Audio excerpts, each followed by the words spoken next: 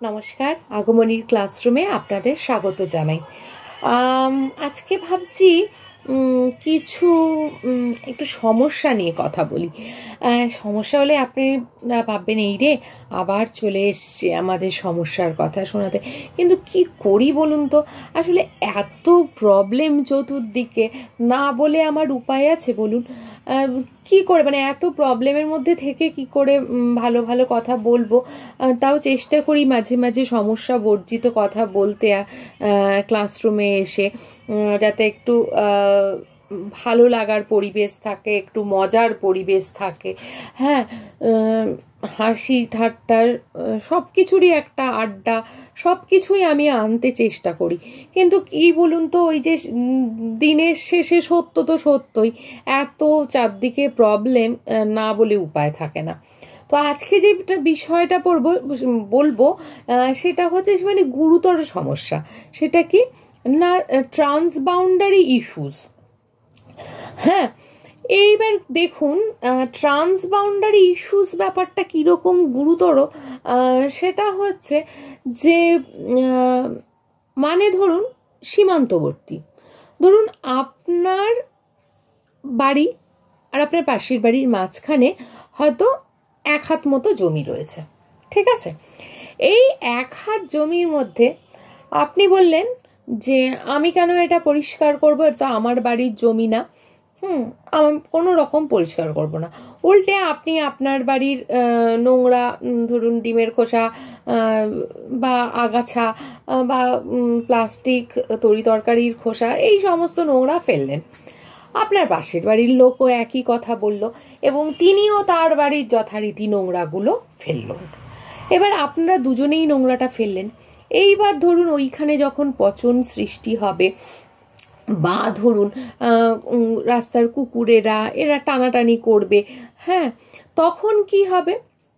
তখন দেখা যাবে আপনার বাড়ির সামনেটাও নোংরা হচ্ছে, আপনার প্রতিবেশীর বাড়ির সামনেটাও নোংরা হচ্ছে, বা আপনিও দুর্গন্ধ ভোগ করছেন, আপনার পাশের বাড়ির লোকেরাও দুর্গন্ধ ভোগ করছেন। বা দেখা যাবে যে যদি জল জমে থাকে তাহলে আপনাদেরও ওই জল থেকে নোংরা গন্ধ বলুন, মশামাছির উপদ্রব বলুন, আপনারা ভোগ করছেন আপনার পাশের বাড়ি।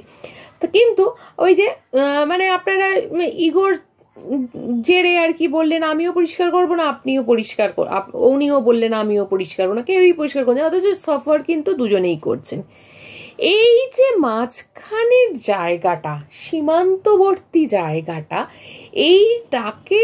এইখানের যে সমস্যাগুলো, এইটাকে বলা হচ্ছে ট্রান্সবাউন্ডারি প্রবলেম, ইস্যু, সমস্যা।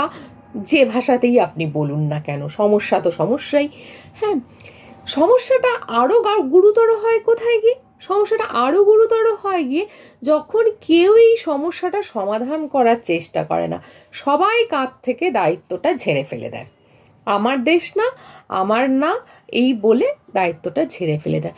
তো সুতরাং আমাদের যে কমন প্রপার্টিগুলো আছে, কমন প্রপার্টি কি, যেটা হলো আমাদের দেশেরও বা অন্য দেশেরও অনেকগুলো দেশ যে প্রপার্টিগুলো একসাথে ব্যবহার করে, সেগুলোকে বলা হয় কমন প্রপার্টি। যেমন ধরুন সমুদ্র, বায়ু, হ্যাঁ, বা জল, এইগুলোকে তো আটকে রাখা যায় না। হ্যাঁ, তাও খানিকটা নদীর জল হয়তো একসাথে দুটো দেশ শেয়ার করছে, কিন্তু বিশেষ করে সমুদ্র আর বায়ু, এ তো একেবারেই আটকানো যাবে না কোনোভাবেই। হ্যাঁ, তো এইগুলো হচ্ছে কমন প্রপার্টি। এবার কি হচ্ছে না, ধরুন ওই যে দুটো দেশের মাঝখানে নোংরা থেকে, বা একটা দেশ ভীষণ পলিউশন তৈরি করছে, শুধু কি সেই দেশেই পলিউশনটা থাকবে তা না, বায়ুর সঙ্গে মিশে পলিউট্যান্টগুলো পাশের দেশেও চলে আসবে। একইভাবে সমুদ্রের জলও কিন্তু শুধু একটা দেশকে কি নষ্ট করবে না, ওই সমুদ্রের পাশে যতগুলো দেশ আছে ততগুলো দেশ পরপর কিন্তু সমস্যার সম্মুখীন হতে থাকবে। কিন্তু সমস্যার সম্মুখীন হবে, কিন্তু ওই যে সমস্যাটাকে সমাধান করার কেউ চেষ্টা করবে না, তা সবাই বলবে যে এটা আমার নয়। তো এই জন্যই এগুলোকে বলা হচ্ছে যে ট্রান্সবাউন্ডারি ইস্যুস।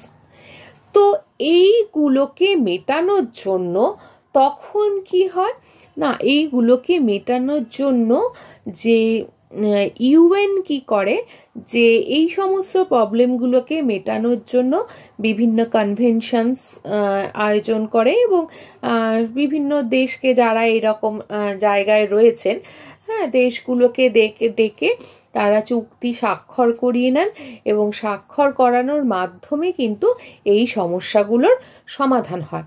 তো আন্তর্জাতিক স্তরে বলুন, জাতীয় স্তরে বলুন, পাশাপাশি দুটো রাজ্য হলেও একই সমস্যা, আর আমাদের পাশের বাড়ির সঙ্গে আমাদের সমস্যাই বলুন, সব জায়গাতেই ট্রান্সবাউন্ডারি প্রবলেম, ইস্যু, সমস্যা এগুলো রয়েছে।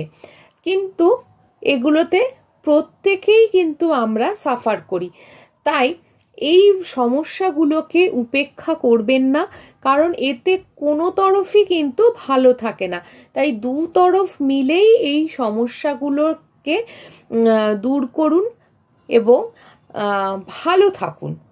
আলটিমেট হচ্ছে আমাদের বেঁচে থাকার উদ্দেশ্যই হচ্ছে ভালো থাকা, সুস্থ থাকা। তো ওগুলো কোনো ম্যাটার করে না। তো ভালো থাকার জন্য, সুস্থ থাকার জন্য যত এই সীমান্তবর্তী বা মধ্যবর্তী যে ভাষাতেই বলুন আপনি সমস্যাগুলো রয়েছে, সেগুলোকে দূরীভূত করুন এবং ভালো থাকুন, সুস্থ থাকুন, সচেতন থাকুন।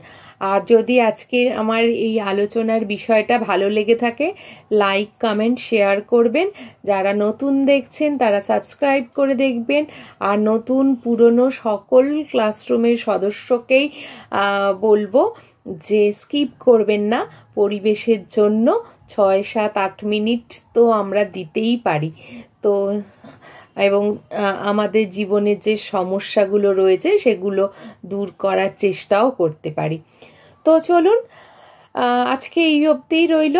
কালকে দেখা হবে কোনো নতুন বিষয় নিয়ে, এবং আলোচনা হবে একটু গুরুতরভাবে। নমস্কার।